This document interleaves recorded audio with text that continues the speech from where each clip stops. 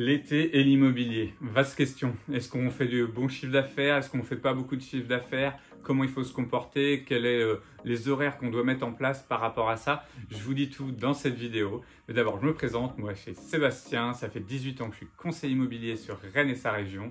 Et je m'occupe de la chaîne Le Mandataire Efficace, une chaîne dédiée aux mandataires dans laquelle je vous donne un maximum de valeur afin que vous soyez un mandataire efficace. Donc, parlons de l'été.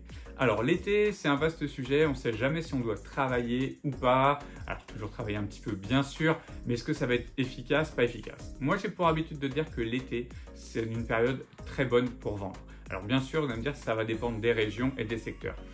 Mais on a tous, en France, on est un pays ultra touristique. Donc on a tous déjà des gens qui viennent visiter, qui peuvent être intéressés par une résidence secondaire ou par des investissements locatifs. Donc généralement l'été, on a quand même un petit peu plus de personnes qui peuvent venir toquer à notre porte, et appeler sur certaines annonces ou nous demander des conseils. Donc il faut vraiment être présent parce que cette période-là est intéressante. De plus, les gens sont en vacances. Donc soit ils vont à la plage ou en vacances, ou soit quand ils viennent visiter, c'est qu'ils ont un vrai projet. Donc chouchoutez tous les acquéreurs qui vous appellent pendant la période estivale. C'est généralement de très bons clients. Parce que quand il fait 35 degrés et que vous préférez aller visiter des biens immobiliers qu'aller à la plage, c'est que vous avez envie d'acheter.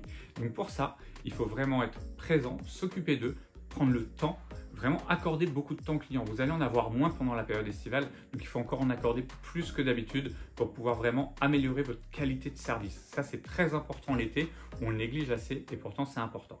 Ensuite, pour vos vendeurs, surtout si vous avez des extérieurs, c'est-à-dire jardin, balcon, terrasse, demandez-leur vraiment de faire des efforts sur les extérieurs. L'été, c'est ce qu'on a envie de voir, on a envie de se projeter dehors. C'est très très important. Or, je vois plein de personnes, des mandataires qui ont des photos avec des jardins qui ne sont pas des jardins qui ont été pris en été, des jardins qui ne sont pas tondus, on va en visite, c'est pas entretenu. Non, c'est pas possible. Insistez auprès de vos vendeurs, retournez-vous faire des photos, c'est ultra important. Refaites des photos de vos biens avec du soleil. Il est hors de question d'avoir un bien que vous traînez depuis 6 mois et que vous avez encore des photos où c'est enneigé, parce qu'on en voit encore sur le bon coin, ça c'est pas possible. Il faut refaire des photos ensoleillées avec un jardin entretenu. C'est vraiment des choses primordiales pour que vous puissiez déjà réussir à faire venir le client et à mettre en valeur pour pouvoir vendre pendant cette période. Parce que quand vous habitez dans un appartement ou une maison avec un tout petit jardin et que vous allez visiter un bien qui a un super extérieur, on a envie de se projeter, on a envie de se dire tiens là je suis en train de prendre l'apéro au soleil, et pour ça il faut que ça soit entretenu et que ça donne vraiment envie. Autre chose, l'été, il y a quelque chose qui ne pardonne pas, c'est quand un bien est sombre. Puisque vous êtes dehors, on a une grande luminosité, on est souvent ébloui par le soleil et on rentre dans un bien, c'est toujours plus sombre que l'extérieur.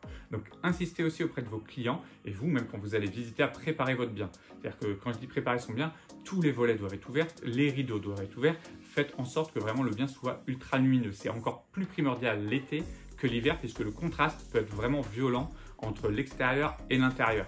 Donc ça vraiment, mettez des astuces en place, retirez les rideaux, ouvrez les fenêtres et laissez les fenêtres ouvertes pour faire rentrer un petit peu l'air, qu'on ait l'impression d'être dedans dehors. Ça, c'est très important aussi en période estivale. Après, moi, j'ai une petite question à vous poser et j'aimerais bien que vous commentiez ça parce que ça m'intéresse. Osez-vous aller en visite l'été en short et en t-shirt?